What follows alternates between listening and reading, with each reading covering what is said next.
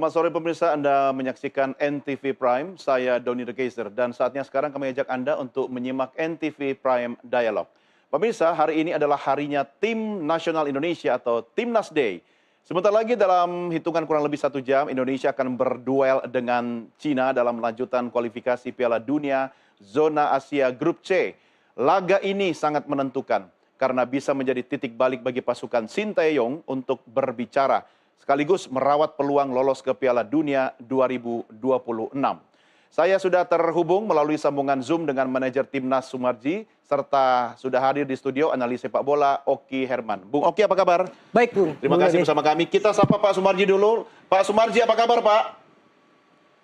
Ya, alhamdulillah baik. Nah, ini indikatornya Bung Oki. Kalau lihat wajahnya Pak Sumarji sumringah, aman dunia persepak bolaan. Pak Sumarji, bagaimana kondisi terkini? Doakan. Coba update-nya Pak Sumarji, persiapan tanding kita malam ini gimana, Pak?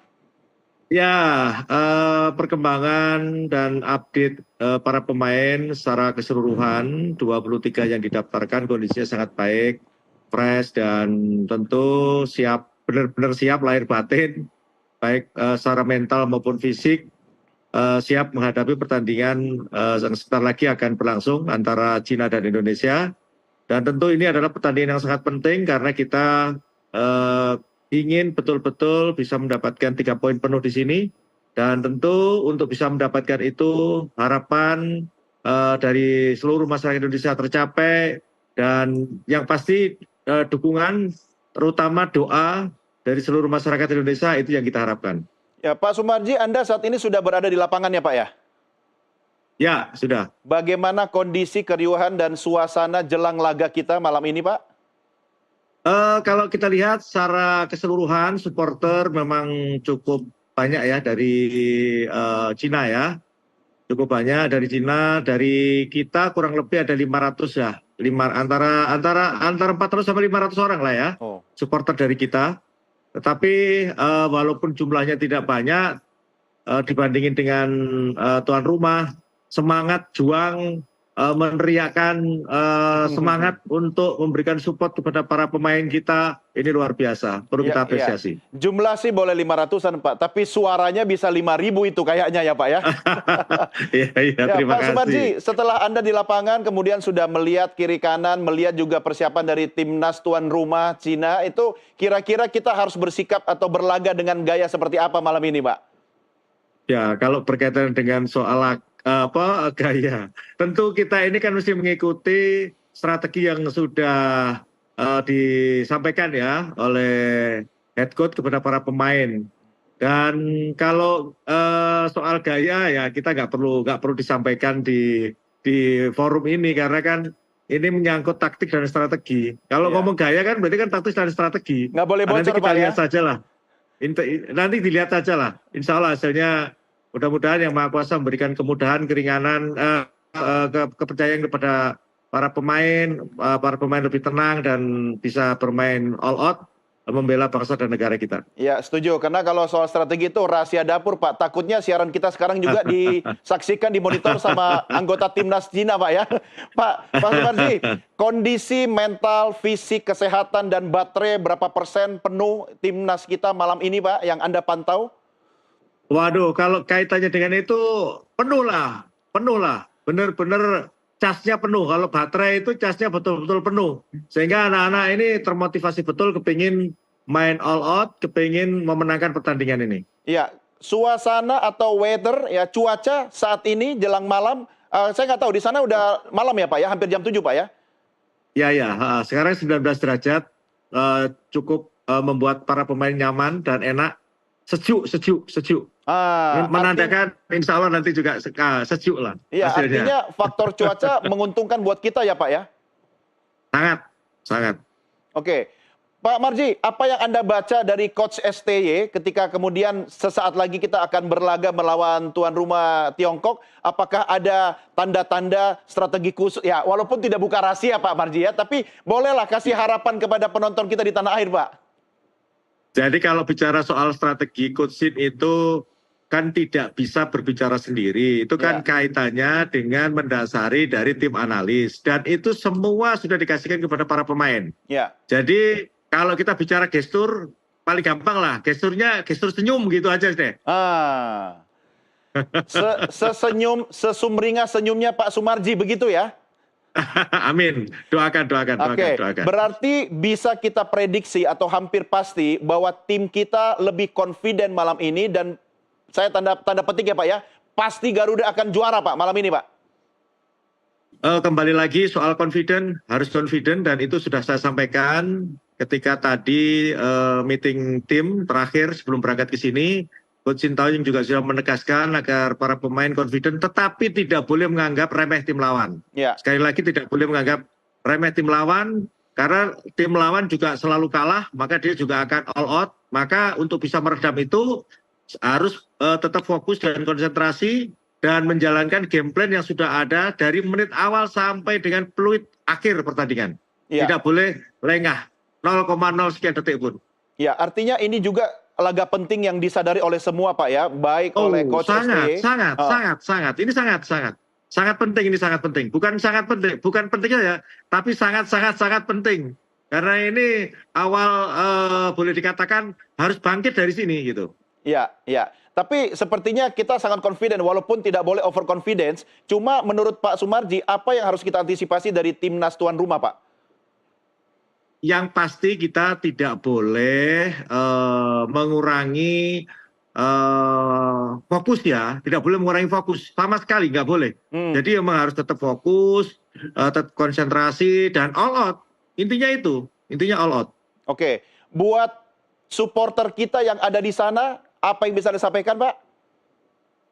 Ya pertama saya ucapkan terima kasih ya untuk masyarakat kita, warga kita, baik itu yang berada di Cina jauh-jauh datang ke Qingdao sini, termasuk dari masyarakat kita yang jauh-jauh dari Jakarta, Surabaya, Medan, Aceh. Saya ketemu cukup banyak, bahkan ada yang dari Lampung, dari mana banyak sekali yang datang. Ada dari Jogja. Jadi saya sangat berterima kasih kehadiran secara langsung ke sini dan itu membuktikan bahwa masyarakat kita betul-betul walaupun jauh didatangi tujuannya hanya satu, kepingin mendukung timnas kita. Dan terakhir dari semangatnya para supporter menyemangati kepada para pemain supaya pemain bisa main all dan bisa menang. Oke, prediksi Pak Sumarji, skor berapa nih Pak? Saya tidak mau prediksi, tetapi saya mohon doanya timnas Indonesia malam ini tersenyum dan bisa membawa poin 3 penuh ke Jakarta besok. Asik. Pokoknya semua sudah senyum, seperti melihat senyumnya Pak Sumarji. Tapi Pak Sumarji nanti akan ada di pinggir lapangan atau di atas nih kira-kira? Saya di tribun karena kena sanksi kemarin ketika protes. Nggak apa-apa soal kartu-kartu sekali itu, ini, Pak. nggak apa-apa. Iya, karena Ya. tugasnya Pak Sumarji untuk membela timnas, termasuk membela Coach STY, Pak ya.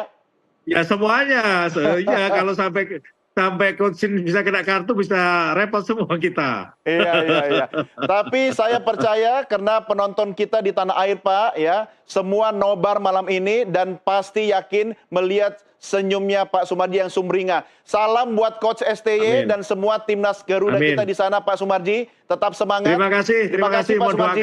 mohon doanya seluruh masyarakat Indonesia malam ini kita rayakan mudah-mudahan dengan hasil kemenangan. Baik, terima kasih Pak Sumarji. Tetap semangat. Salam untuk Garuda. Terima kasih. Ya. Baik, Bung Garuda, Oki. jaya. Ya, ini kabar bahagia, ya kan? Apa yang bisa disampaikan terkait laga Indonesia lawan Tiongkok malam ini? Iya, seperti yang kita lihat ya, Pak Sumarji sangat-sangat antusias. Ah. Dia terlihat dari kita lihat gesturnya confidence ya. Iya, Cukup iya. confidence, berarti dia mengetahui persiapan pemain kita itu sangat cukup matang Iya, untuk orang menghadapi dalam. China. Iya, karena dia Tahu betul dia tahu betul apa yang telah selama sesi latihan kemarin selama 2 hari ini, dia tahu apa yang ada di kondisi tim saat ini kan. Meskipun kita kehilangan 4 pemain yang bukan kehilangan dalam artian emang harus 23 yang didaftarkan karena kita membawa 27 kan. Kita tidak mendaftarkan 4 pemain, tapi tetap confidence-nya sangat terasa sekali dari Pak Sumarji. Jadi itu saya berpikir bahwa dengan rasa confidence yang Pak Sumarji sampaikan, dia tahu bahwa tim ini memang sebenarnya mampu buat mengalahkan Tiongkok malam ini. Ya, Saya tapi pikir tidak boleh over, Betul. ya, tidak boleh jumawa. Betul, hanya optimis sih yang Betul, tadi Bung Oki, Pak Sumarji juga bilang, beliau titip doa ya dari seluruh supporter di tanah air. Kalau gitu kita rehat dulu, saatnya maghrib soalnya untuk Jakarta dan sekitarnya. Pemirsa, kami setelah kembali setelah kumandang azan maghrib untuk Jakarta dan sekitarnya berikut ini. Tetap bersama kami.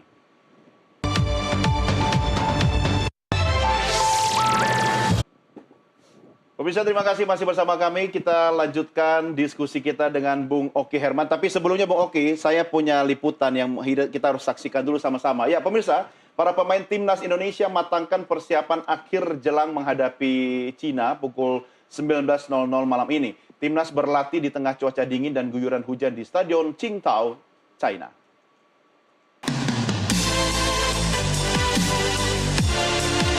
Seperti yang sudah disampaikan pelatih Shin Tae-yong, adaptasi cuaca menjadi kendala utama dalam persiapan menghadapi China. Setelah bermain di Bahrain dengan suhu yang panas, skuad Garuda kini mesti beradaptasi dengan cuaca dingin di Qingdao dengan suhu sekitar 18 derajat. 크게 부상당한 선수들은 없고 일단 조르디하고 산디만 좀 부상이 있고 남은 선수들은 전체적으로 컨디션이 괜찮고 날씨 기온이 좀 차이가 나다 보니까 그런 날씨나 시차 적응을 좀 빨리 해야 될 것 같아요. Cuaca makin dingin saat latihan terakhir karena ditambah hujan deras yang mengguyur lapangan. Namun seluruh pemain tetap fokus berlatih di bawah arahan langsung coach Shin Tae-yong. Selain latihan fisik, skuad Merah Putih juga mematangkan latihan taktik untuk menghadapi China pada pertandingan yang berlangsung malam ini pukul 19.00 waktu Indonesia Barat.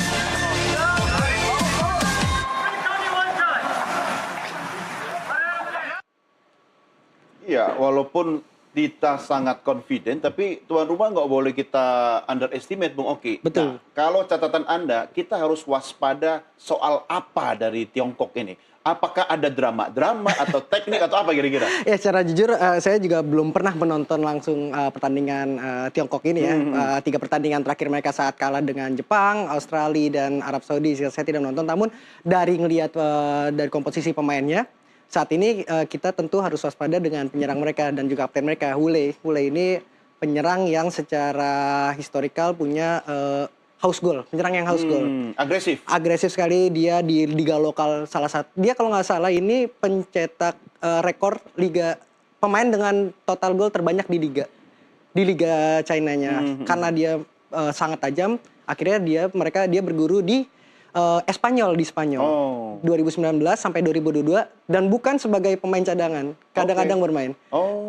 Bukan inti juga dalam artian bukan pemain yang cuman menaikkan nilai pasar sebuah klub lah. Tapi dia memang dibutuhkan. Tapi apakah pengaruh kalau dia main di Spanyol itu gaya permainannya berubah? Pasti dia punya pengalaman karena dia akan berhadapan dengan back-back Barcelona, back-back Real Madrid, back-back Valencia atau Atletico Madrid. Jadi itu yang membuat pengalaman dia semakin bagus.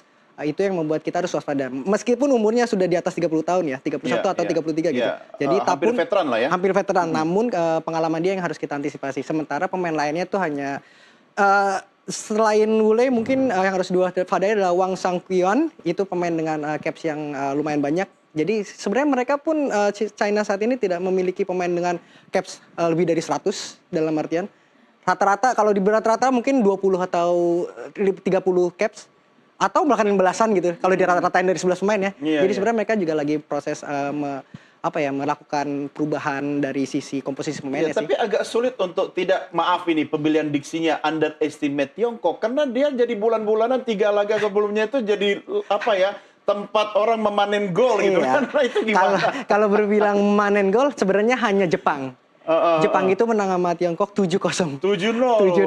Tapi setelah itu dia kalah dengan Australia 1-2 atau 1-3. Dan artinya kalau sama Australia kita anggap sebagai sebuah kewajaran karena Australia termasuk tim kuat begitu. Iya, jadi dalam artian itu Australia kan tim kuat, cuman kembali lagi bukan tim sekuat eranya Harry Kewell atau Mark Viduka. Jadi mereka juga sekarang lagi mencoba rebuild timnya sendiri. Sementara kalau melihat Jepang emang kalau lihat kan kita akuin Jepang itu kalau ngelihat nama-nama pemain yang ada itu hampir semuanya di Eropa dan Eropanya itu bukan kelas 2, Eropanya ada di Liga Inggris, di Brighton, ada di Italia atau segala macam. Nah, tapi China ini memang apesnya dia 3 lawan pertamanya itu termasuk 3 tim yang kuat di grup kita. Di Jepang favorit juara grup, lalu ada Arab Saudi yang langganan Piala Dunia, juga Australia yang langganan Piala Dunia. Sementara China ini belum pernah ngelawan kita dan Bahrain di grup ini ya. Iya. Jadi itu yang mungkin membuat kita nggak boleh underestimate. Iya, iya. Bahkan kita tahu bahwa saya mendengar bahwa beberapa jam lalu, beberapa hari lalu netizen China itu yakin bahwa timnya bisa mengalahkan Indonesia 3-0, bahkan 5-0. Versi mereka ya. Ya kita melihat dari media di kita bahwa netizen China itu yakin bahwa timnya akan menang 3-0 atau 5-0. Itu artinya Oh ya? mereka Itu mewajarkan kata supporter dan netizen. netizen di sana. Betul. Jadi Oke. itu artinya bahwa Sekonfiden itu ya? sekonfiden itu mereka bisa mengalahkan Indonesia, ataukah mereka tidak tahu bahwa kita memang kan Indonesia Mungkin informasi tentang timnas kita di sana kurang. mungkin ya, Ya kita kan? nggak tahu. Jadi mereka Karena- sangat confident. Betul, kalau saya sendiri melihat awalnya yang sebelumnya saya pernah diundang di sini mengomentari tentang peluang kita di grup ini, saya mikir bahwa ya kita tidak bisa kurang berbuat banyak. Ternyata hasilnya pas saya ngeliat, oh kita punya back yang benar-benar bagus ya. Back kita itu benar-benar back bagus, yang saya berpikir bahwa ini memang level kita level Eropa. Di situ ada Jay Ijes yang sangat tenang sekali di belakang Ya, kita, nggak ya. pernah punya pemain setenang Ya. Jay Ijes. Ya. Ditambah sekarang Messi Hilgers yang baru debut kemarin, tapi dia sudah melihat mempertontonkan permainan Iya, yang benar-benar iya. level Eropa banget. Komunikasinya solid ya, bagus ya. Betul. Walaupun baru ya. Baru pun baru Keren tuh loh, Bu. Hills Migers itu. Jadi saya pikir bahwa nanti tidak ada Jordi Amat karena cedera. Iya, Dia iya. tidak daftarkan. Kemungkinan besar yang akan menemani Ijes dan Hilgers ini adalah Rizky Ridho. Iya. Dan Rizky Ridho ini tidak boleh dianggap remeh karena Kevin Dix yang baru kita naturalisasi tapi tidak bisa bermain. Bukan naturalisasi, yang baru kita ajak buat membela timnas dan dia mau mengatakan bahwa skill Rizky Ridho itu harusnya bermain di Eropa. Iya, iya. Kevin Meski Dix. begitu artinya tidak akan ada kekosongan ya. Yes, Ini betul. saling mengisi ya. Betul. Nah, cuma kalau bicara soal keuntungan yang kita miliki timnas di Tiongkok sana, artinya faktor cuaca, suhu tadi yang sekitar 19 derajat Celcius itu kan sebagai sebuah keuntungan Ya. tambahan buat kita. Ya. Ya kan? Yang penting adalah pemain-pemain kita sudah terbiasa dengan suhu itu Ya. di Eropa begitu kan? Betul, betul. Nah, kalau melihat kemarin nih Bung Oki, Bahrain yang banyak drama misalnya ya kan, senggol dikit jatuh biar kita dapat kartu gitu kan. Anda memprediksi Tiongkok kira-kira akan bermain dengan seperti apa? Saya pikir bahwa Tiongkok akan bermain lebih eksplosif.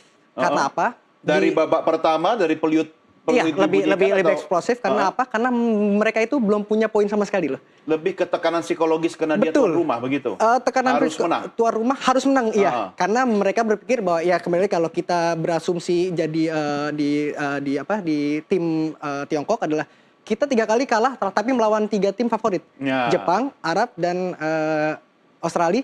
Nah, mau nggak mau psikologis mereka akan oke, kita ambil poin lawan Indonesia dan Iya, iya. Bahrain. Ya, tapi kan dia juga dikalahin Australia.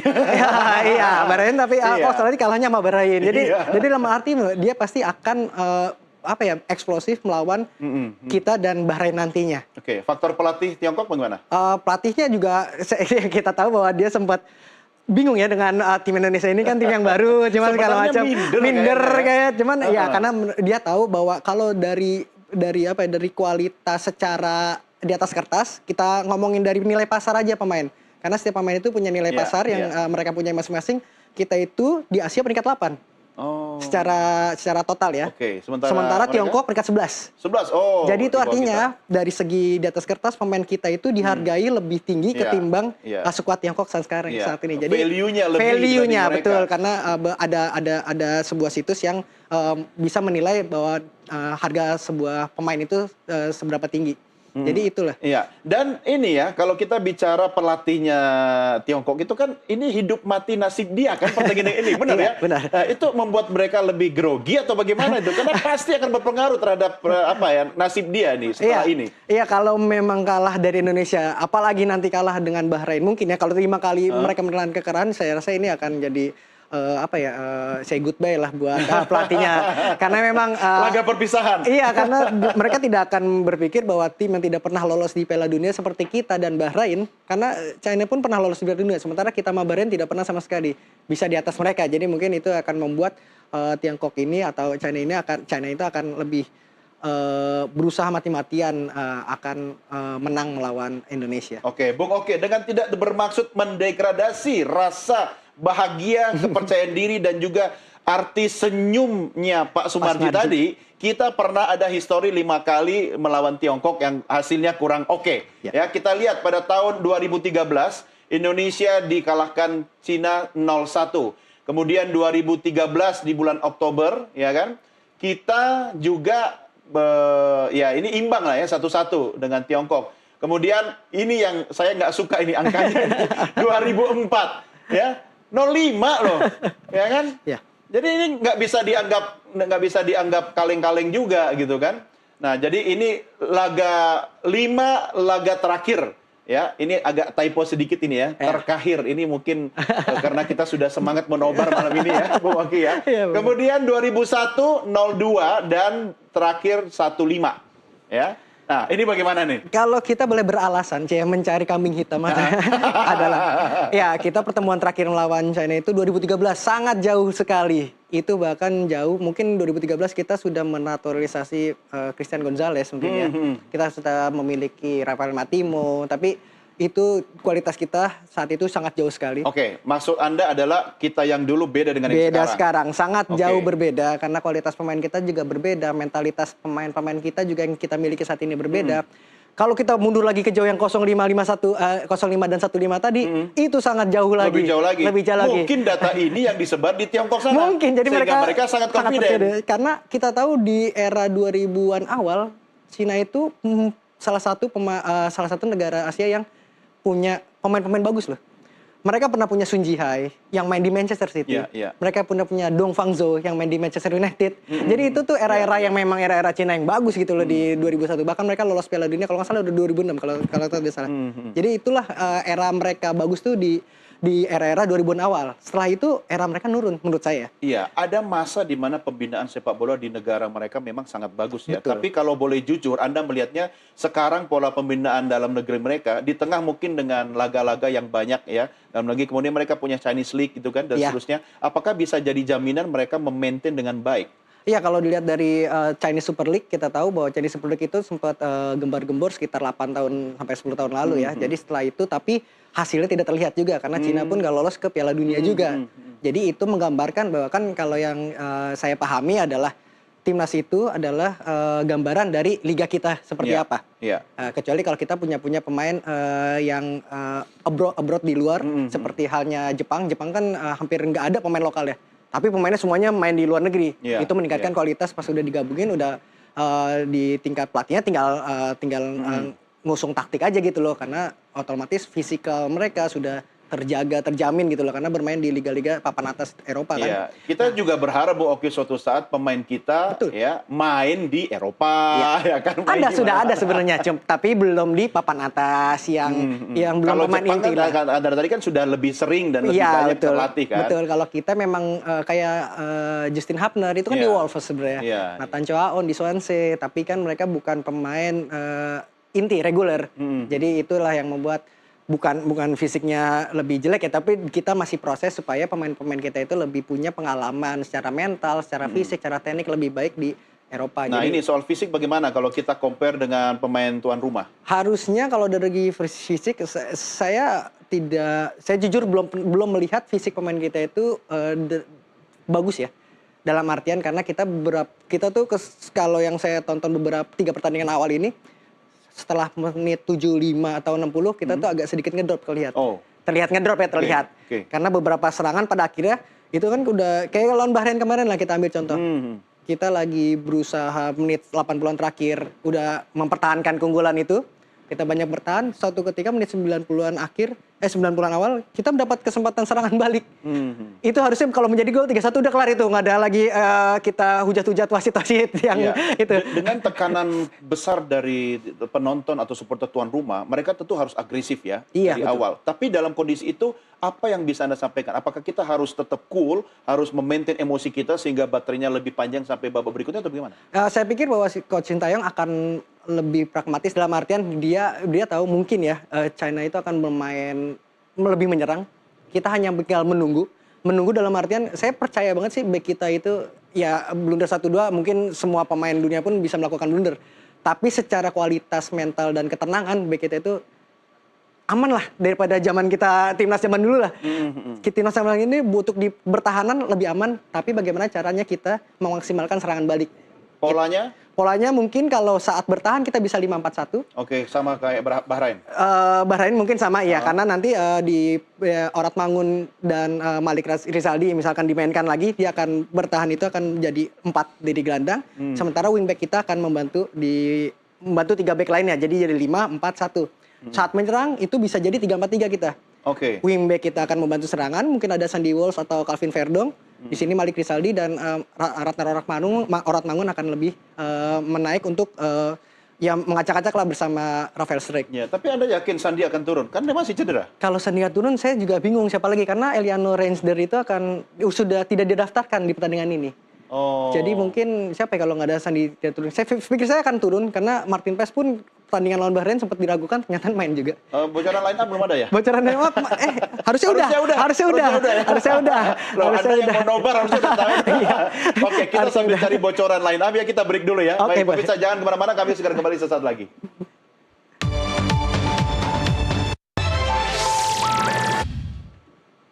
Terima kasih masih bergabung bersama kami di sela-sela Anda persiapkan diri untuk nobar ya. Bung Oki masih kita culik di sini menit-menit nobar ya kan. Oke, tadi kan kita udah sambil break kita udah dapat bocoran nih Bung Oki. Ya. Kita lihat ini bukan prediksi lagi, line up-nya udah keluar Sudah keluar. Ya, dari media sosialnya timnas kita ini. Ada Pas, kemudian Asnawi, Ijes ya, Hilgers, Verdong, Patinama, Choaon, Jenner, Witan, dan Struijk, dan Orat Mangun. Iya. Ya, gimana? Jadi Coach Sintayong melakukan 4 perubahan dari ketimbang lawan Iya, Bahrain iya. di back tengah yang Jago Anda nggak turun ya?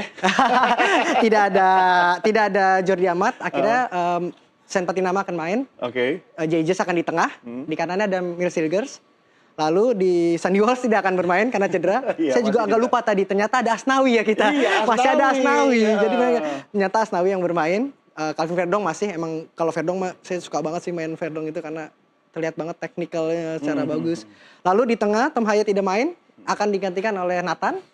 Nathan itu biasa di kiri atau di tengah bisa. Jadi memang dia lalu di situ ada gelandang pengangkut airnya Ivar Jenner. Iya, Itu iya. yang membuat harusnya kita bola-bola dari Ivar Jenner itu akan lebih memutus serangan awal di China itu lewat Ivar Jenner. Nathan yang akan mendistribusikannya. Kita berharap seperti itu ya. Oke, dengan komposisi line up seperti ini, menurut Anda apakah Coach STY akan melakukan sesuatu yang revolusioner atau sesuatu yang mungkin based on insting di lapangan? Kira-kira bagaimana? Saya kira menurut strateginya kita kalau megang bola pasti akan memainkan 1-2 sentuhan. Karena di situ pun ada Witan. Kita tahu Witan di kanan akan ditemani oleh Asnawi.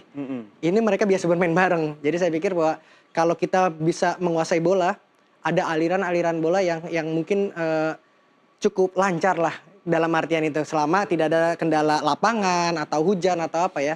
Pemain-pemain kita ini cenderung lebih memainkan bola-bola pendek.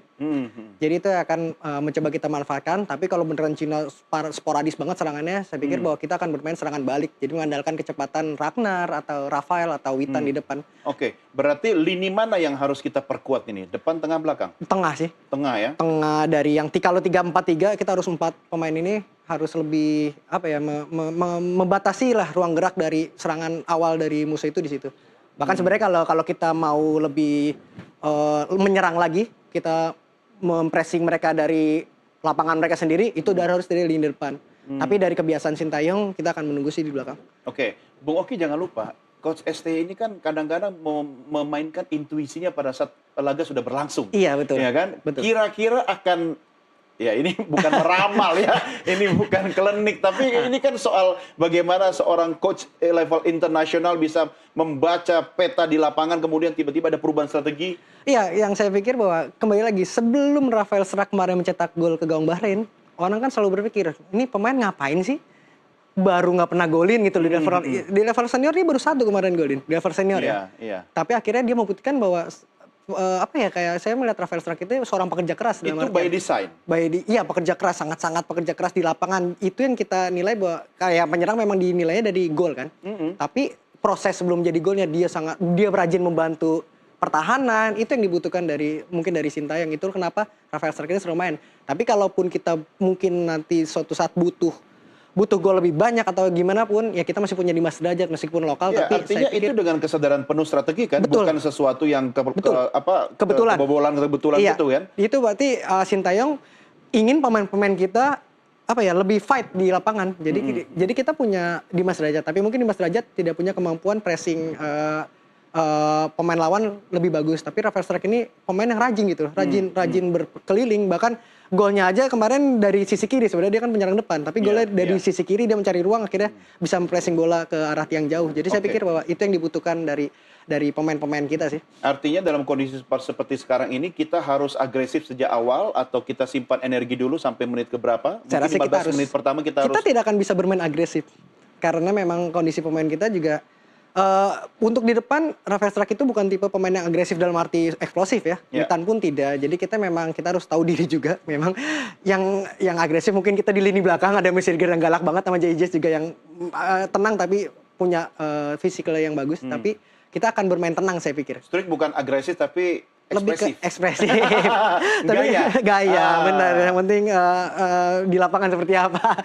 Jadi saya pikir bahwa kita akan tetap bermain 1-2 sentuhan, tidak agresif. Cuman kalau serangan balik mungkin itu akan kita coba, mudah-mudahan sih Calvin Verdong sama Asnawi itu akan rajin ya. Asnawi punya sisi agresif itu. Saya pikir bahwa kalau dia benar lagi dalam performa terbaiknya, dia akan bisa membantu Witan di sisi kanan dengan sangat baik saya pikir. Nah, dengan tambahan energi baru bagi timnas, artinya kan kelebihan tim Garuda kita ini kan mereka dengan cepat, mudah adaptasi dan membangun komunikasi yang baik. Nah, itu sebagai sebuah keunggulan. Tapi tim tuan rumah juga tidak bisa kita nafikan begitu loh, Oki kan? Bagaimana Anda membaca komunikasi antar pemain timnas Tiongkok sendiri? Kalau dari Tiongkok kita tidak tahu ya gimana. Iya, maksudnya ketika melihat di lapangan gitu. Oke, jadi saya pikir bahwa nanti Tiongkok mungkin akan lebih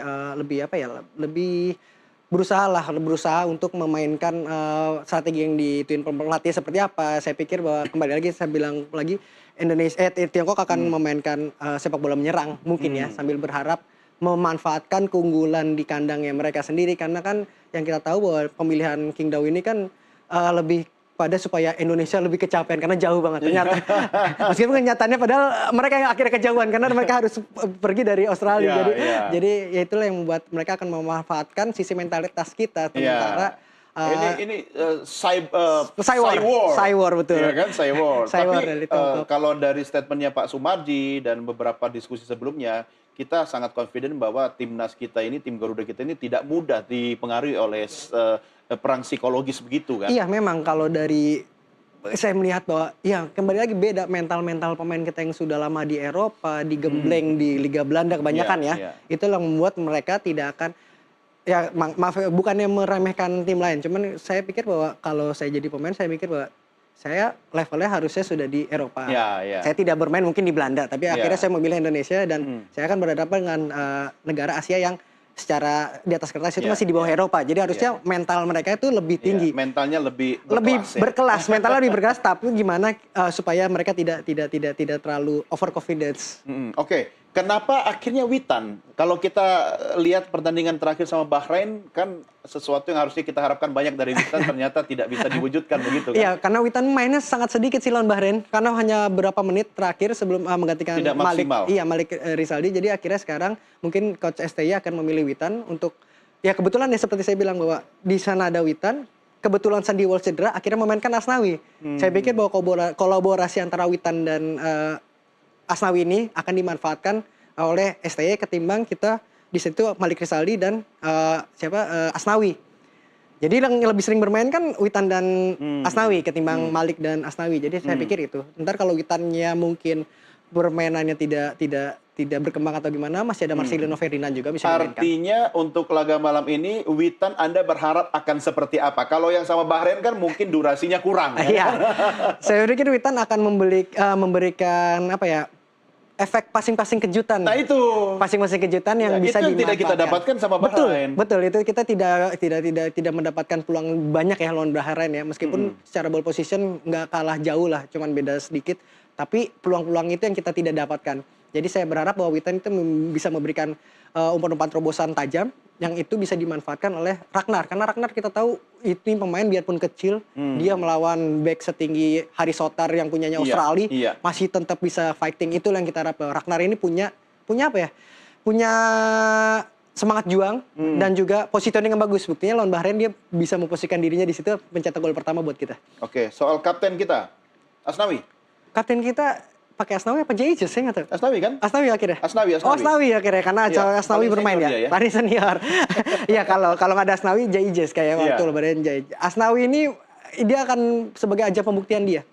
Karena memang kedatangan Sandy Walsh, Eliano Render dan nanti juga ada Kevin Ding itu semuanya di posisinya dia loh. Jadi di posisinya dia di sayap kanan meskipun Kevin Ding bisa dipakai di back tengah, begitupun Sandy Walsh ya. Jadi saya pikir bahwa Asnawi ini akan mencoba menunjukkan bahwa di STI ini bukan bapak angkat ya dalam artian dia memang punya kualitas sehingga terus dipilih oleh STI. Jadi saya pikir dia akan bermain mati-matian karena siapapun pemain Indonesia pengenlah menciptakan sejarah meraih kemenangan pertama di putaran ketiga fase kualifikasi Piala Dunia ini. Pas akan kerja keras nggak sih lawan Tiongkok? Pas saya pikir Atau santai aja? akan sedikit kerja keras lah saya Kenapa? pikir. Karena memang ya tergantung gimana lini belakang kita sih. Tapi kan kata Anda yang harus diamankan lini tengah. Betul, kalau Ya lini kan? tengahnya Kalau aman, tengahnya bolong, ya itu yang harus belakang kita yang antisipasi. terakhir. Pas ini ya mungkin ya habis 5 atau 10 tembakan lah, tapi dari 10 itu mungkin gak ya semuanya on target, tapi total shoot Tiongkok mungkin belasan tembakan, tapi kita tahu berapa yang on target, yang kita harus antisipasi ada Wule. Tapi kita juga harus memanfaatkan kekurangan timnas Cina. Timnas Cina ini dari 12 kali kejebolan, dia 4 kali lewat set piece dari free kick ataupun corner. Itu yang harus kita manfaatkan saat kita mendapatkan situasi bola mati. Terakhir kan tangannya masih belum terlalu pulih ya. Agak sedikit cedera. Siapa? Pas. Kiper. Oh Martin Pas, tapi iya mungkin saya pikir bahwa tim pelatih tentu tidak akan mengambil resiko lah. Kalau misalkan dia nggak bisa menangkap, tidak mungkin dia akan menjaga gawang. Salahnya itu krusial, kuncinya di tangan.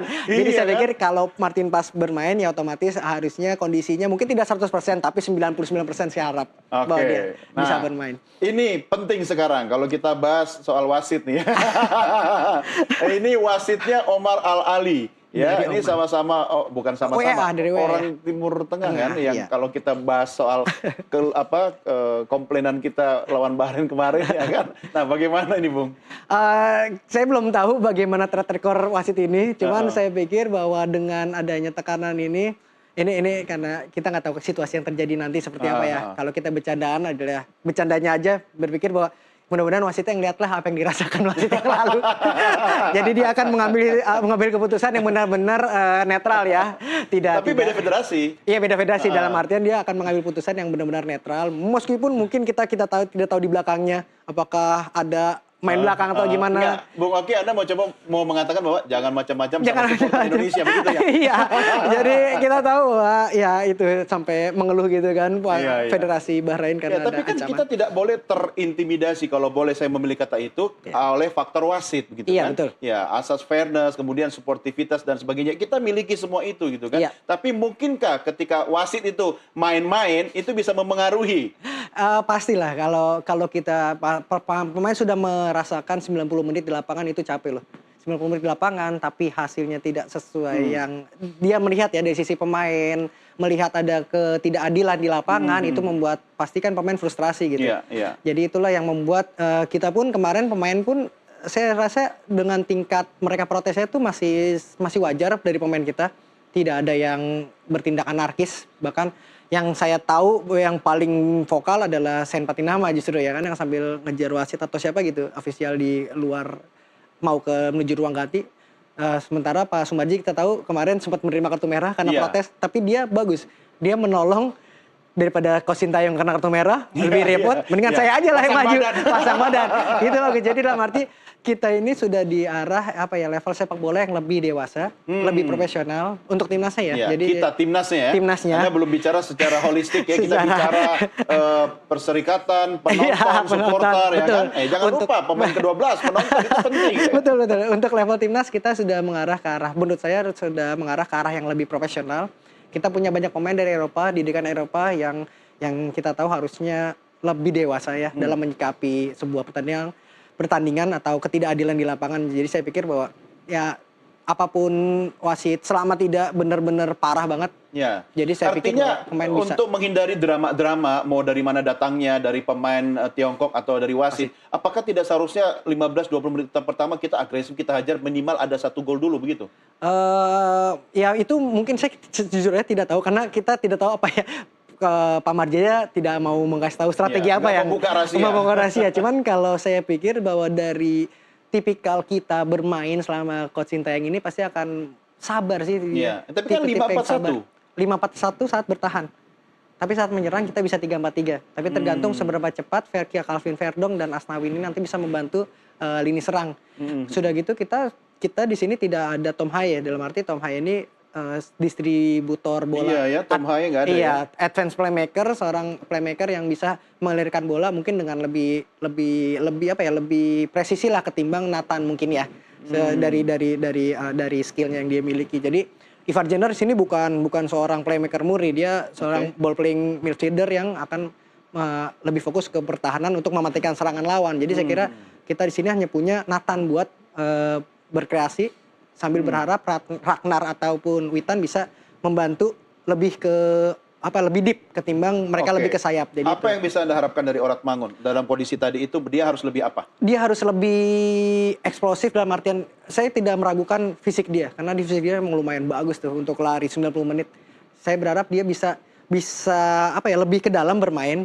Kalau dia ada celah buat menusuk keluar, ada celah misalkan back sayap lawan itu lebih maju, dia bisa bermain melebar untuk membuka ruangan pemain lagi untuk masuk. Tapi kalau kita bertahan, saya rasa kita harus lebih deep, lebih ke tengah. Karena di kanan kita udah punya Calvin sama Asnawi untuk menghalau serangan dari sayap. Ya, playmaker siapa? Nathan kemungkinan. Nathan ya. Nathan akan jadi playmaker. Ivar akan lebih fleksibel bermain, mungkin akan memutus serangan lawan tugas utamanya. Oke, banyak yang mengatakan ini adalah laga yang menentukan ya bagi timnas kita. Pertanyaan saya, ini menentukan untuk ke arah yang lebih baik atau malah bisa jadi U-turn, bumerang? Menentukan karena menurut saya menentukan untuk hasil ke depannya karena kan dari 6 Maksudnya soal skor atau? soal peluang lolos. Oke. Karena dari 6 tim ini kan ntar akan diambil langsung 2 itu peringkat 1 atau sama 2 itu akan langsung lolos ke Piala Dunia. Peringkat 3, 4 ini akan masuk ke zona playoff selanjutnya. Jadi saya pikir bahwa kita akan mengincar 4 besar ini. Mengincar 4 besar otomatis kasarnya kalau kita hitung-hitungan bisa kita butuh 8 atau 9 poin lah buat 4 besar. Mungkin ya, ini hitung-hitungan kasar saya mungkin. Jadi dengan artian bahwa nanti kita sudah 3 poin sekarang. Kita butuh kemenangan lagi nanti melawan Cina mungkin ya.